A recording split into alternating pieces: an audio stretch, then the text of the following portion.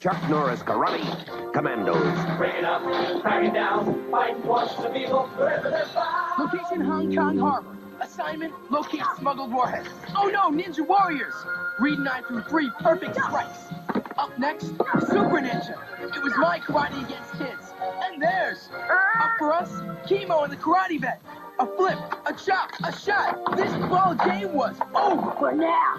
Kenner's Chuck Norris Karate Commandos. Products sold separately.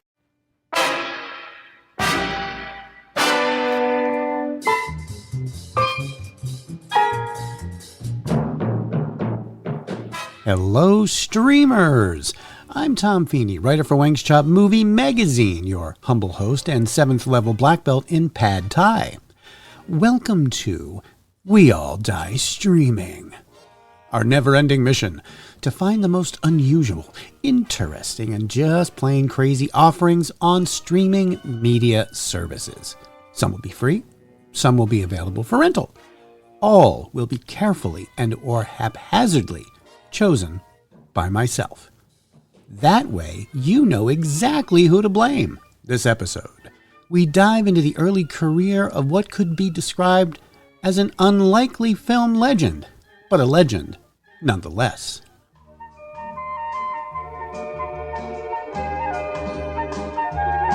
In March of 2026, actor and martial artist Chuck Norris passed away from an undisclosed, as of this recording, medical emergency.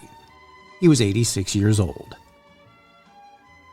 Born Carlos Ray Norris on March 10, 1940 in Ryan, Oklahoma, Norris grew up in modest circumstances, moving frequently during his childhood as his family relocated across Oklahoma and California.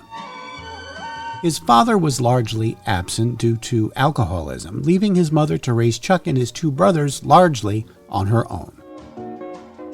After graduating high school, Norris enlisted in the U.S. Air Force. It was during his service, while stationed in South Korea, that he was first introduced to Tang Soo Do, a Korean martial art. This would mark the beginning of Norris's lifelong interest in the martial arts. He would earn his first black belt before returning to the U.S. After his discharge in 1962, Norris continued competing and teaching martial arts. He opened a chain of karate schools across California and became a highly successful sport karate competitor throughout the 1960s, earning numerous championships and eventually becoming a pioneer in American martial arts. He is credited with helping popularize karate in the United States during this era. That is, alongside another iconic figure, Bruce Lee. Norris's big Hollywood break, no pun intended, came through his friendship with Lee, who cast him in 1972's Way of the Dragon, where the two had one of cinema's most iconic fight scenes. But that wasn't Norris's first time on screen, nor was it the first time Lee and Norris worked on a movie together. That distinction goes to, believe it or not, a 1968 Dean Martin spy comedy. Hey, I'm Dean Martin, and the new Matt Helm picture, The Wrecking Crew. Matt Helm gets it in Denmark. A Danish smorgasbord of gunplay and girl play. As Matt goes after $1 billion in gold, and the Wrecking Crew goes after Matt. And what a crew. Elkie Summer, Sharon Tate, Nancy Kwan, Tina Louise. Dean Martin as Matt Helm in The Wrecking Crew in Technicolor. For mature audiences, parental discretion advised. For a somewhat silly James Bond spoof, The Wrecking Crew does hit a few interesting milestones.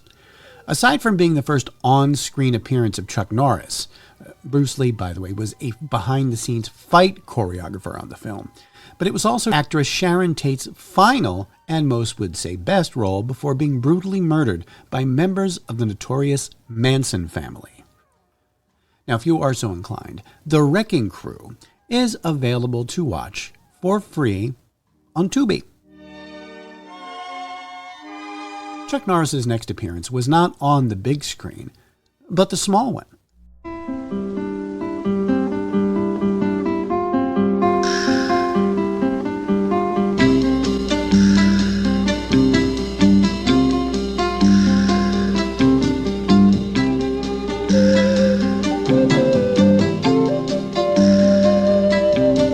In 1969, television was entering its adolescence. One of the first dramatic series focusing on the widening generation gap was Room 222. It took place at a racially integrated Los Angeles high school and dealt with social issues of the time. During the first of its 5 seasons, an episode titled Dreams of Glory dealt with bullying. A smaller student being picked on by a bigger kid takes up martial arts.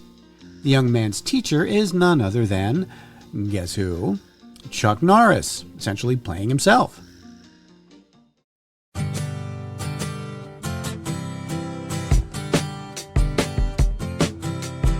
Over the next couple of years, Norris would appear in 2 films. First, a cameo in, as a karate instructor in an exploitation movie called The Student Teachers. That was 1973. A year later, Norris had a more substantial role, this time as the villain in a Hong Kong-produced film titled Yellow-Faced Tiger. Now, it didn't show up in U.S. theaters until 1981, when it was retitled Slaughter in San Francisco. Get set for Chuck Norris in Slaughter in San Francisco. He's a 7-time U.S. karate champ, and the parts he plays for real. Chuck Norris, he's the big, bad boss of crime, and here's what happens to those who disobey him. Help me! Somebody help me!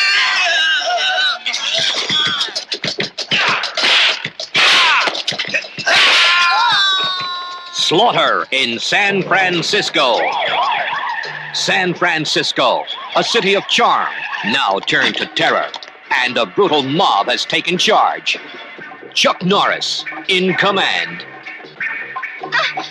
Each deal he makes is final. Who dares refuse him? From the action studios of Raymond Chow, Slaughter in San Francisco. Chuck Norris, newcomer Don Wong. Slaughter in San Francisco. Released by World Northall. Rated R.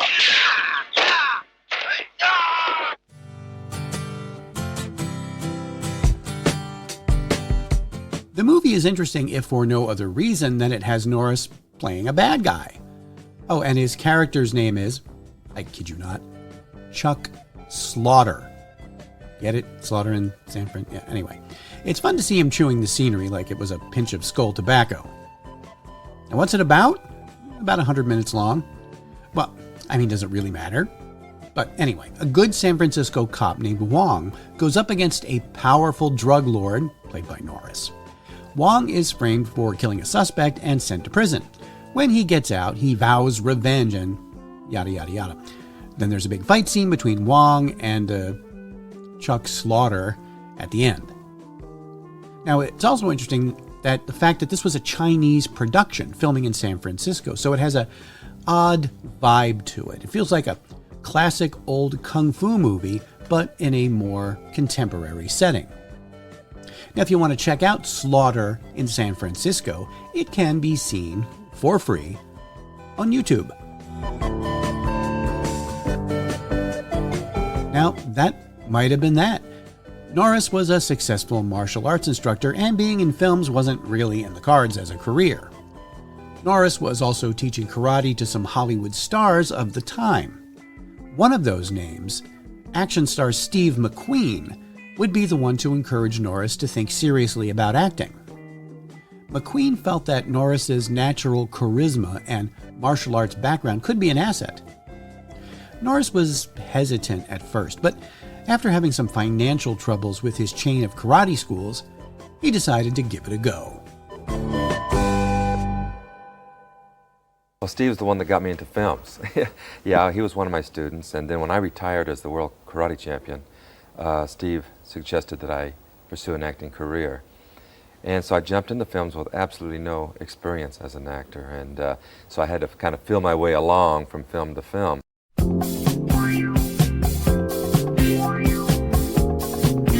This would lead to Norris's first starring role in a motion picture. Now, if you were going to cast world champion martial artist Chuck Norris in a movie, wouldn't you want to put him in a role that might be better suited for him? You know, maybe a karate instructor fighting back against an unscrupulous developer trying to get Norris to sell his inner city dojo to make way for low-income housing. But no. They put him in a film that was made to take advantage of a 1970s fad that would come and go faster than the pet rock. What fad? Find out after this commercial message. 10-4, the rubber duck is on the way, good buddy. I had enough of that trying to fish the Platte. I just couldn't get a doggone bite. So I called on my convoy buddy to see if he could make it right. With a million Midland Seabees around, there's always one to help you out. So thanks to my convoy buddy, the old duck's gonna get him some trout. 10-4. Join the Midland Convoy, get a Midland CB. When you get a Midland CB, you get a convoy buddy. Come on. Okay, if you hadn't guessed from that commercial, the fad I am referring to was the CB radio. What is that, you may ask? Well, if you are a post-Gen Xer, the CB or Citizens Band radio was a kind of a proto-social media thing. It was a two-way radio that anyone could use without a radio license, operating on certain frequencies that were set aside by the FCC. Full disclosure, when I was a kid, my dad, who was, by the way, not a trucker, got in on the craze. His CB handle or name was Big Boss. Naturally, I was Little Boss. Ah, memories. Well, the CB radio gained popularity in the 1970s because of something we call speed limits. That's right. During the 70s, a nationwide 55-mile-per-hour speed limit was instituted for all drivers. Looking to find ways to circumvent this, commercial truckers used CB radios to warn other truckers about upcoming speed traps. And so, karate champ Chuck Norris was tapped to star in a movie about truckers and their CB radios. I give you 1977's Breaker Breaker. I don't think they like me. Come on with that coffee. Sit on it, Earl. How many cups of coffee do you want for your quarter? The only thing truckers are interested in is how fast their trucks will go and how far their CBs will reach. And your and mine. Breaker. Go ahead, Break. You got the California rag, man. Hey, good buddy. Yours truly just laid eyes on the first CB picture. And is it great? You got any action? Has it got action? Shoot.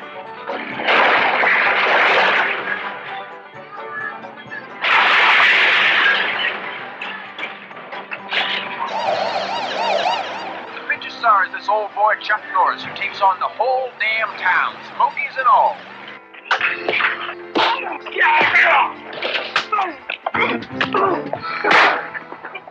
He's back into my town again. You kill him. John David, go! Those people are capable of anything. I'm gonna stick you. Please, you gotta help him. They're gonna kill him. 10-4, sweet thing. I read you. How about it? We got any 18-wheelers out there with ears on? I'll run with you, wagon master, if somebody out there is going to back us up. Roger's on there. You can count on me, mud flapper. Wilfred, you hear that? Oh no, it sounds like thunder. We got a gun, boys. A gun. Hold it! You're under arrest! What you say, boys? It's time we waste this town. Don't muck around with an 18-wheel trucker. He's got a CB radio and 100 friends who just might get mad. Breaker, breaker! Well, that's a big 10-4. I'm down. Since mainstream America did not know much about Chuck Norris, the ads for the film did not feature him prominently, instead focusing on the trucker angle. In the film, Norris plays J.D., a trucker whose younger brother runs afoul of the law in a small, corrupt Texas town. J.D. ultimately uses his trusty CB radio to call in his trucker buddies to literally roll through town in order to save his brother. And, kick a little butt in the meantime. I mean, it's pretty standard stuff. But it gave audiences a chance to see Norris beat up some rednecks and watch massive trucks plow through an entire small town. mean, there were worse ways to spend a Saturday afternoon at the movies in 1977. I mean, there were much better ways, too. Star Wars. Well, the film actually did well at the box office and proved that Norris could, in fact, carry a film. That is, despite his acting being more wooden than a Christmas tree farm. But once again, Breaker Breaker can be found on the GOAT of all streaming services, Tubi. The following year, Chuck Norris would star in the film that most consider his breakout role, 1978's Good Guys Wear Black. Chuck Norris is John T. Booker. Good Guys Wear Black. Who did you talk to at that cocktail party in Washington? Please don't ask. I'm almost certain I'll lie. In the hospital, I told myself the war was over. I lived through it and I put it behind. Well, it's about to be reopened. Good Guys Wear Black. He once was their spy. Now he must die. There's a contract out on me.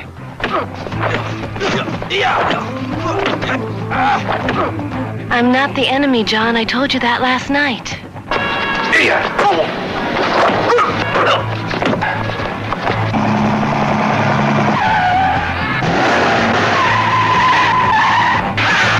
We were set up. Murder, Mr. Booker? Set up. This is my kind of jungle. And it was expedient to get rid of the black tigers. Set up all the way. I'm not gonna let it happen. Stop the goddamn car! Once he was their spy. Now it's kill or die. Good Guys Wear Black.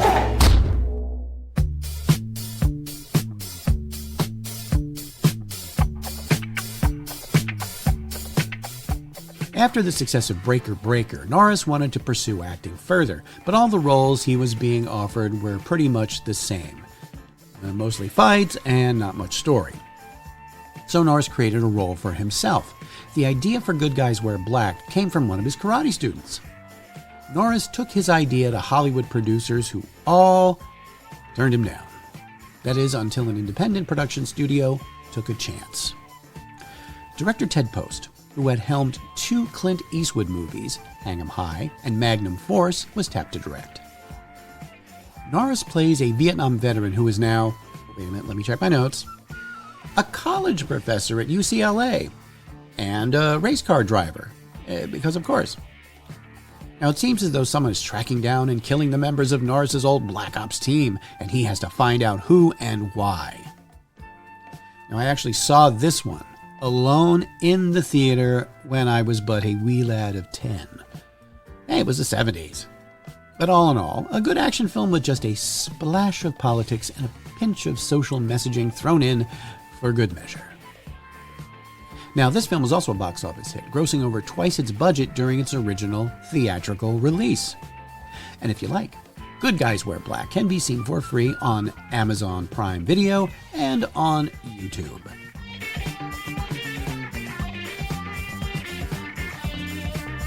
The 1980s would become Norris's best in terms of sheer output. In a realm that showcased names like Stallone and Schwarzenegger, Norris carved out a smaller but substantial niche for himself.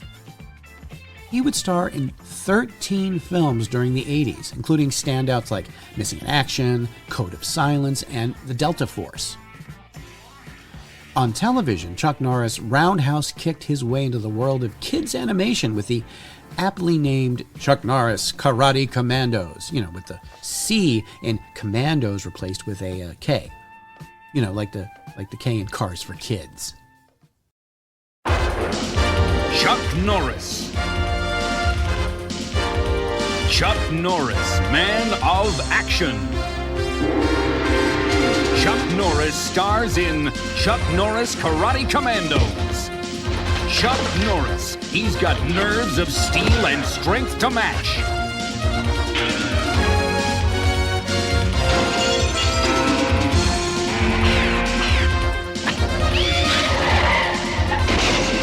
Chuck Norris with his team, Pepper. It's too dangerous, Chuck. Wow. Too much. Too much. Chemo, the samurai warrior. Reed, Chuck's teenage apprentice. Tabe, a sumo champion. With Chuck Norris, they battle the sinister forces of the Claw. Remember this. And the ruthless Super Ninja. I'll finish Norris. Chuck Norris stars in Chuck Norris Karate Commandos.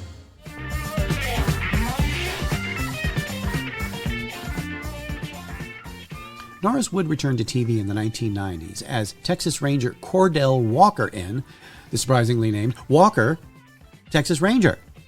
The series lasted 9 seasons, a TV movie, a spinoff, and a 2019 reboot on the CW. Remember the CW? Remember they used to have shows? Yeah.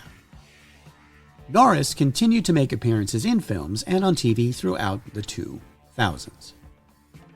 Today, Chuck Norris is perhaps remembered mostly for the memes.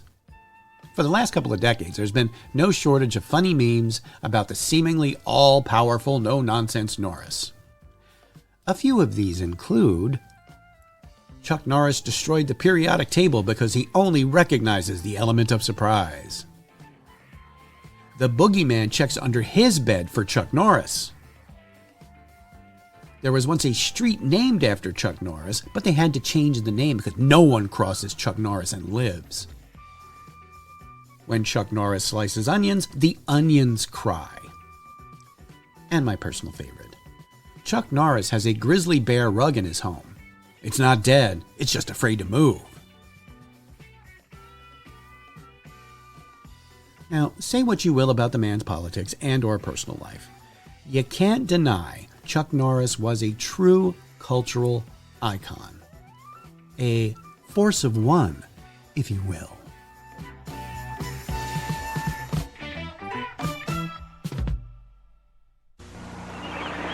One man committed to nonviolence. One man forced to defend.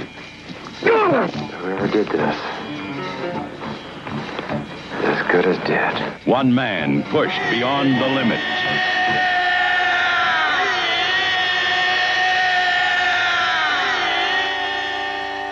Life is a matter of discipline, so is death. Chuck Norris, Jennifer O'Neill, in A Force of One, rated PG.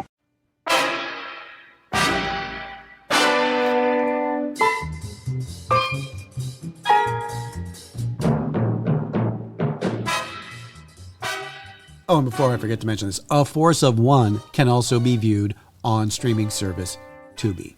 God bless them.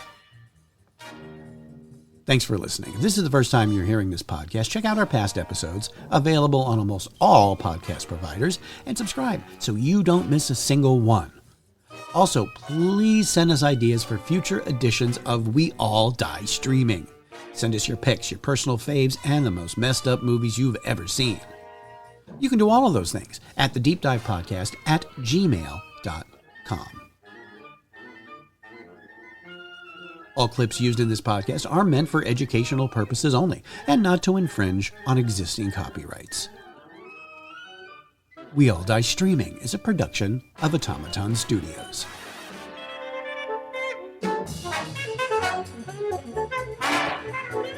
Thank you.